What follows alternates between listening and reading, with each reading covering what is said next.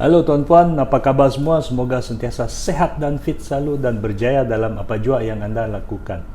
Dalam video kali ini, saya ingin berkongsikan tentang tips temuduga jawatan yang lebih rendah daripada akademik anda. Sekiranya anda telah sampai ke peringkat temuduga, pastikan anda buat persediaan yang sangat rapi dan persediaan yang terbaik. Saya telah mendapat beberapa komen untuk merungkaikan perkara ini. Saya hanya pilih satu saja untuk saya bacakan di sini, iaitu daripada Jemelina Paul. Salam sejahtera tuan. Saya ingin bertanya, jikalau kita dapat temuduga bagi jawatan 19, tapi kita ada sijil STPM, kita akan dihalaukan semasa temuduga dilangsungkan kerana overqualified? Macam mana mahu terangkan kepada panel yang kita mempunyai sijil STPM tapi mohon jawatan 19 disebabkan memang minat dengan jawatan tersebut? Tuan-puan, untuk perkongsian, ada ramai calon yang dalam situasi begini. Ada yang ada degree dan mohon jawatan bertaraf diploma. Ada yang ada diploma ataupun STPM tapi mohon jawatan bertaraf SPM. Akademik ini sebenarnya tidak menjaminkan bahawa anda akan mudah untuk mendapat pekerjaan. Apa yang penting di sini adalah daripada diri anda. Prestasi anda pada hari temuduga tersebut adalah sangat penting untuk menentukan bahawa anda akan lulus ataupun gagal dalam temuduga. Jadi, mari bersama dengan saya kita rungkaikan.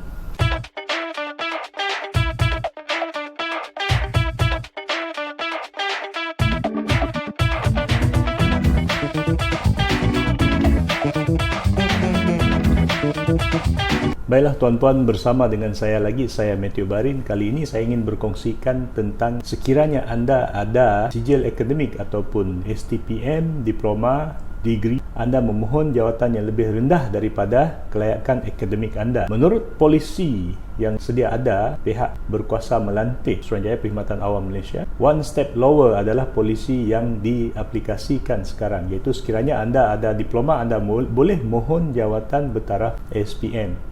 Dan begitu juga sekiranya anda ada degree, anda boleh mohon jawatan bertaraf diploma. Ramai yang bertanyakan sama ada mereka akan diterima ataupun tidak, sama ada mereka tidak akan lulus temuduga sekiranya ada akademik yang lebih tinggi. Tanggapan itu sebenarnya tidak betul. Kegagalan anda dalam satu temuduga bukan disebabkan oleh akademik. Lulusnya ataupun gagalnya anda dalam temuduga sebenarnya bukan ditentukan oleh taraf akademik anda. Ianya ditentukan oleh prestasi anda semasa anda temuduga tersebut. Banyak tips-tips yang telah saya sediakan untuk anda semua supaya anda kaji dan buat persediaan yang lebih rapi sebelum anda pergi temuduga. Saya akan kongsikan 7 tips yang penting untuk anda bersedia sekiranya anda berada dalam situasi ini. Bagi sesiapa yang belum lagi tekan butang subscribe, silakan tekan butang subscribe di bawah dan juga tekan tombol loceng supaya anda dapat mengikuti video-video yang baru yang akan saya muat naikkan dalam channel ini. Bagi yang sudah subscribe, terima kasih banyak dan terima kasih kerana menonton video-video yang telah saya muat naikkan. Yang pertama, tanya pada diri anda sama ada anda minat ataupun tidak. Jika anda ada diploma dan anda mohon jawatan bertaraf SPM, contoh saya bagi jawatan yang baru saya rungkaikan sebelum ini, iaitu jawatan Pegawai Immigration KP19.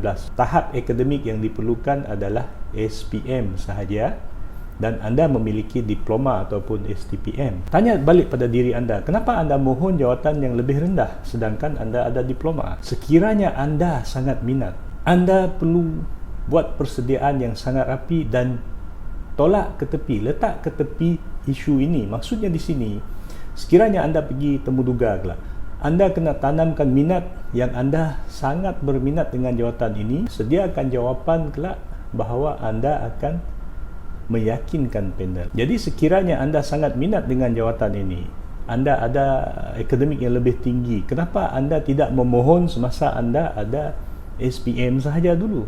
Ceritakan. Kemungkinan anda pernah memohon dulu tapi oleh kerana anda gagal temuduga yang pertama, yang kedua, dan anda bercadang untuk melanjutkan pelajaran.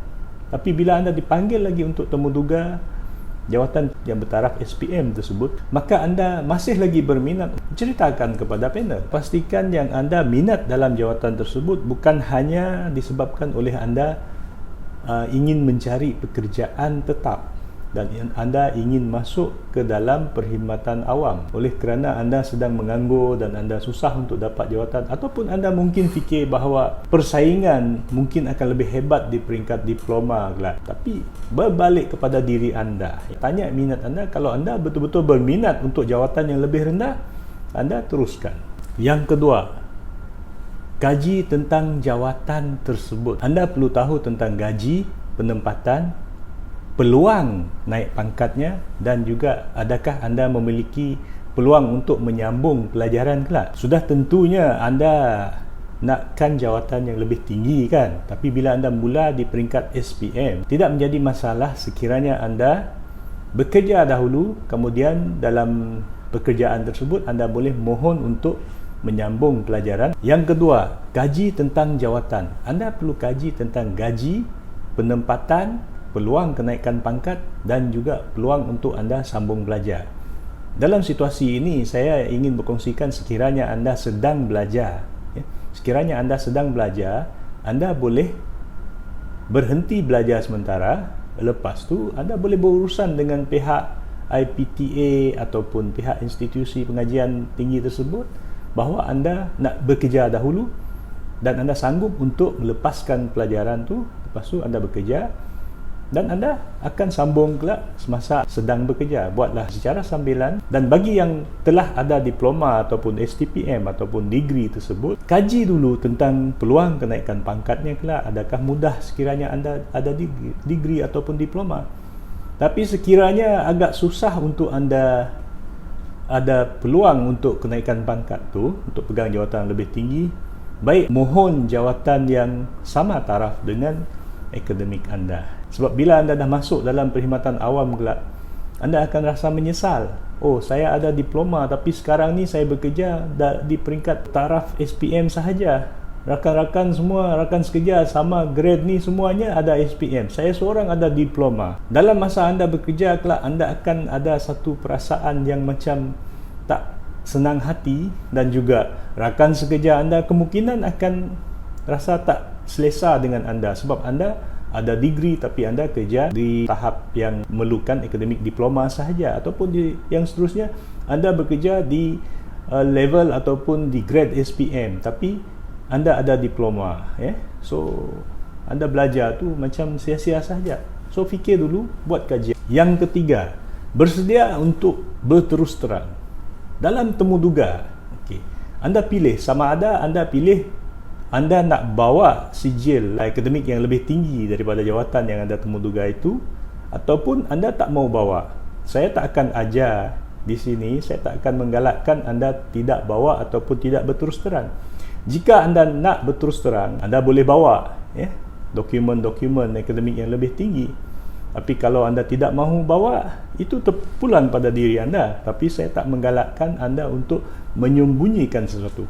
Sebab sekiranya panel kedapatan, panel mendapat tahu bahawa anda ada akademik yang lebih tinggi, tapi anda tidak memberitahu secara berterus terang, ketidakjujuran anda dalam temuduga akan menyebabkan anda gagal dalam temuduga. Yang keempat, nyatakan kesanggupan anda untuk melepaskan pengajian ataupun pembelajaran anda tersebut dan sanggup bekerja. Tuan-puan, situasi ini bila anda sedang belajar, sebab ada juga persoalan yang seringkali bertanya. Dalam temuduga yang lepas pun pernah ada yang sedang belajar mengambil diploma dan juga sedang melanjutkan degree mereka, ijazah sarjana muda, tapi mereka masih hadir juga temuduga yang jawatan yang lebih rendah daripada akademik tersebut. Sekiranya anda berada dalam situasi ini, anda perlu bagi tahu kepada panel bahawa anda sanggup untuk meninggalkan pengajian anda untuk sementara waktu oleh kerana anda sangat minat dengan jawatan ini. Anda telah berniat untuk memegang jawatan ini, untuk bekerja dengan organisasi ini sejak anda belajar dulu, namun anda menyambung pelajaran kerana anda telah gagal temuduga yang pertama dan anda sedang menunggu panggilan untuk anda temuduga jawatan ini, maka anda telah menyambung pelajaran. Namun demikian, anda sanggup melepaskan, anda sanggup meninggalkan pengajian anda untuk meneruskan pekerjaan. Yang kelima, kenapa anda memohon jawatan lebih rendah sedangkan anda ada degree ataupun anda ada diploma ataupun STPM? Kenapa anda mohon jawatan bertaraf SPM? Sememangnya gaji untuk jawatan yang lebih rendah daripada tahap akademik anda memang lebih rendah. Jadi anda kena ada jawapan bagaimana anda perlu menjawab panel kelak. Ada beberapa jawapan yang kita pernah terima, iaitu saya menyambung pelajaran sebab saya tidak dipanggil untuk temuduga. Saya menunggu panggilan untuk temuduga dalam beberapa tahun, tapi ini adalah kali pertama saya dipanggil temuduga dan saya sangat bersyukur dan berterima kasih dan saya telah buat persediaan. Buatlah. Sebelum anda pergi temuduga itu, anda telah buat kajian yang sangat rapi, persediaan yang sangat rapi dan buat persediaan yang terbaik untuk diri anda itu. Itu yang saya memberikan tips yang banyak sebelum ini supaya anda buat persediaan. Jadi masa temuduga itu jawapannya bukan hanya berbentuk satu ayat. Jawapannya perlu dari isi hati anda bahawa anda memang ingin bekerja.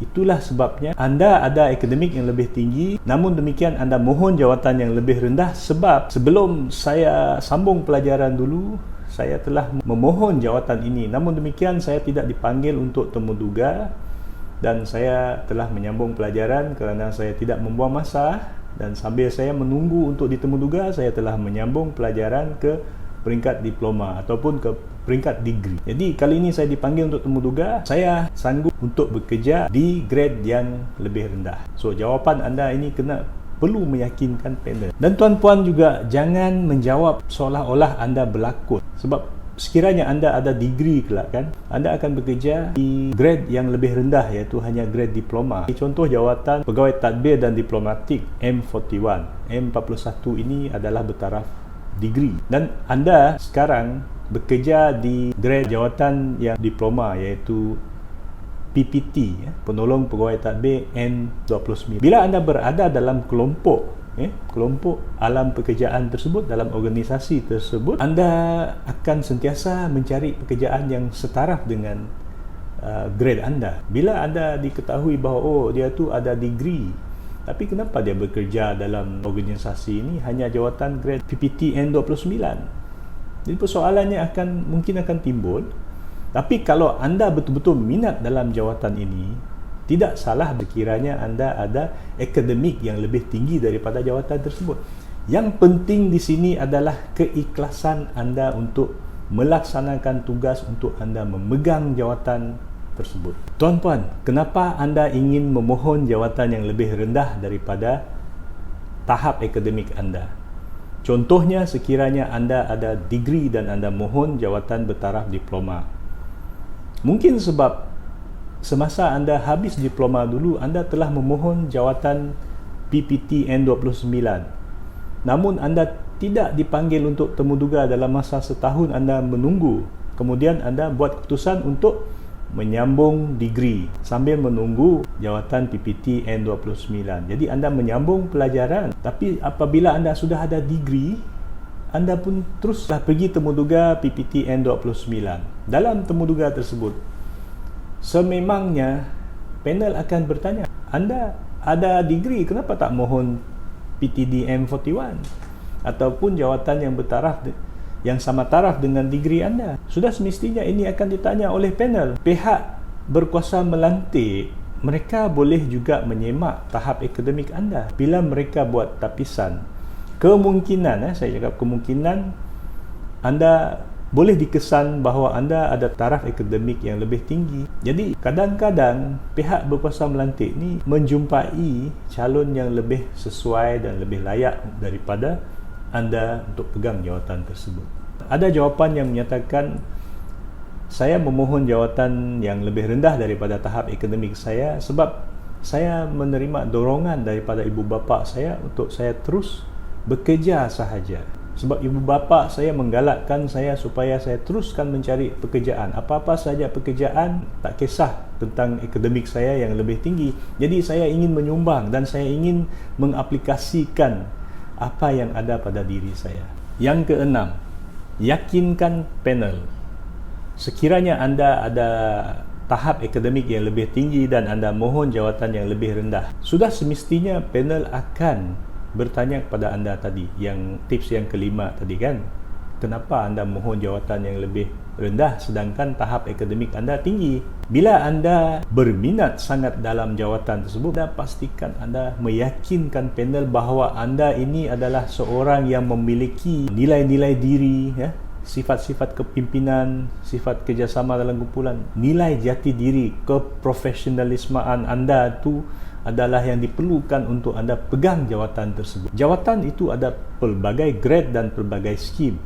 Jadi kalau skim yang memerlukan skill anda, ya, pengalaman anda, kebolehan anda, ya, dan sifat anda itu yang boleh meyakinkan panel yang anda ini adalah yang paling layak dan paling sesuai untuk jawatan tersebut, walaupun anda ada tahap akademik yang lebih tinggi, kemungkinan anda akan diberi peluang untuk pegang jawatan tersebut. Dalam temuduga tersebut, sekiranya anda hanya biasa-biasa sahaja, ya, anda memberi respon yang biasa, anda menunjukkan kepribadian yang biasa, anda bersifat biasa, dan anda memiliki nilai yang biasa saja, tidak luar biasa, agak susah untuk anda pegang jawatan yang lebih rendah. Jadi ini perlu menyebabkan anda perlu balik kepada tips yang nombor 1 tadi.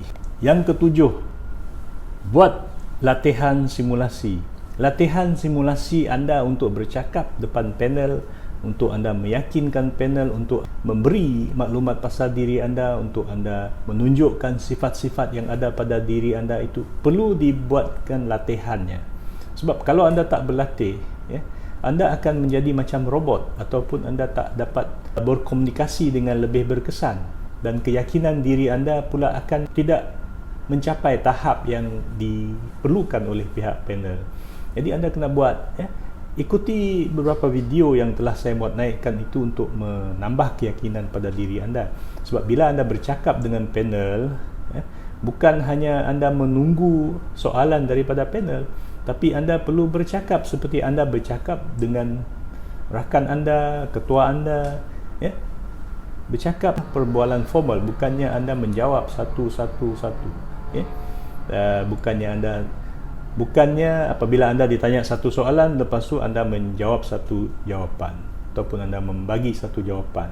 Buatlah satu situasi, ya, anda memberi respon tu dalam bentuk yang anda bercakap dengan seseorang ataupun bercakap dengan rakan anda. Yakinkan pihak panel itu adalah paling penting. Jadi anda perlu buat latihan berkali-kali, ya. Buat simulasi, latihan simulasi bagaimana anda masuk bilik temuduga, bagaimana anda duduk, bagaimana anda memperkenalkan diri, ya, bagaimana anda menjawab sesuatu soalan. Itu yang paling penting. Practice makes perfect. Baiklah tuan-puan, terima kasih kerana sudi bersama dengan saya sehingga penghujung sesi perkongsian ini. Bagi sesiapa yang belum lagi subscribe kepada channel ini, silakan tekan butang subscribe di bawah dan tekan tombol loceng supaya anda dapat mengikuti video-video baharu yang akan saya muat naikkan dalam channel ini. Semoga anda semua sentiasa sehat dan fit selalu dan berjaya dalam temuduga dan apa jua yang anda lakukan. Kita jumpa lagi.